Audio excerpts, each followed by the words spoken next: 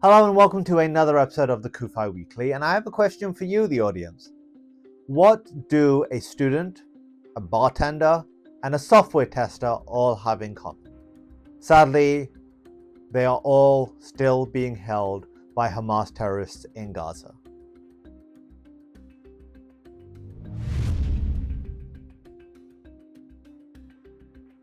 This week we saw the release of the last known living American hostage, Edan Alexander, reducing the amount of hostages being held in Gaza to 58. Now, there is a lot happening in the Middle East as I speak.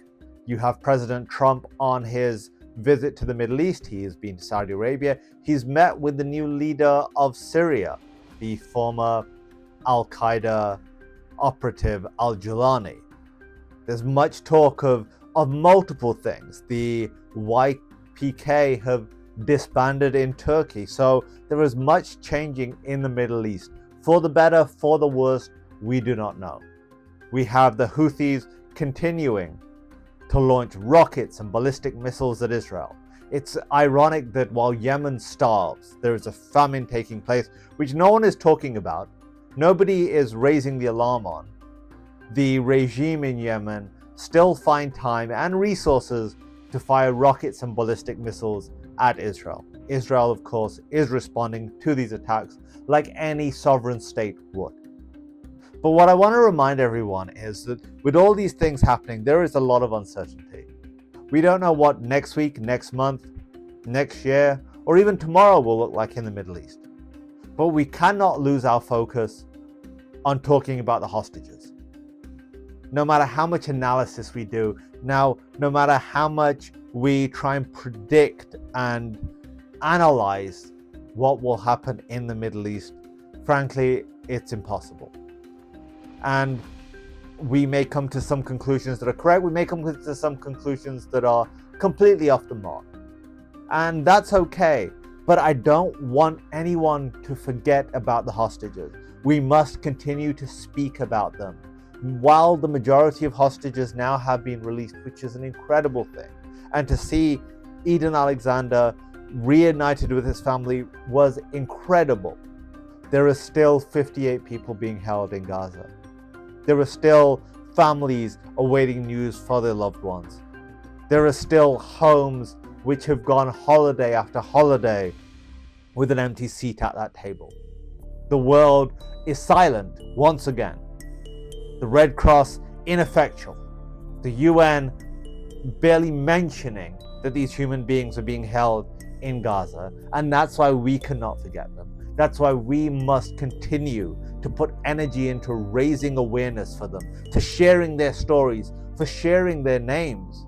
It's not just a number. These are human beings. These are people who on October 6th went to sleep with hopes and dreams for the future. And right now, many of them have no idea what tomorrow will look like. Sadly, the drowning noise of the anti-Israel crowd has glossed over this. They will talk about every single thing they can, deviate, direct, make things up, but deal with the actual issue. Deal with the issue that on October 7th, 2023, Israel was attacked. This is the story. This is the headline that should have remained and continue to remain. That doesn't make all these other factors that are happening in the Middle East or this other news, it doesn't make this null and void. It doesn't mean that these are things that shouldn't be talked about, but while there are human lives and where we can raise awareness and make an impact, we must continue to. We have to be their voice, and we have to be the voice outside of Israel. Because in Israel, everybody knows what's going on. They're living it every single day. But outside of Israel, people are forgetting. People are getting on with their day-to-day lives. People are seeing Israel as the bad guy here, when it's Israel just trying to bring their people home and ensure that something like October 7th never happens again. That is why I invite every single one of you to join us at the CUFI Summit at the end of June in Washington, D.C., where we make our voices heard on Capitol Hill, across this country, to make sure that they know and that Israel knows that Israel is not alone, that Israel's friends have not disappeared or abandoned it. Rather, Israel's friends are more vocal, more resolute, and more united than ever before. This is Kasim Hafeez for the CUFI Weekly. For Zion's sake, do not remain silent.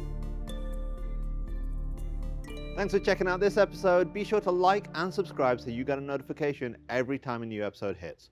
And if you want to check out some of our previous episodes, and we've got some really good ones, click on one of the thumbnails and that will take you right there. And finally, if you want to know more about CUFI and the work we do, go to cufi.org to check out all the resources we have available free to you.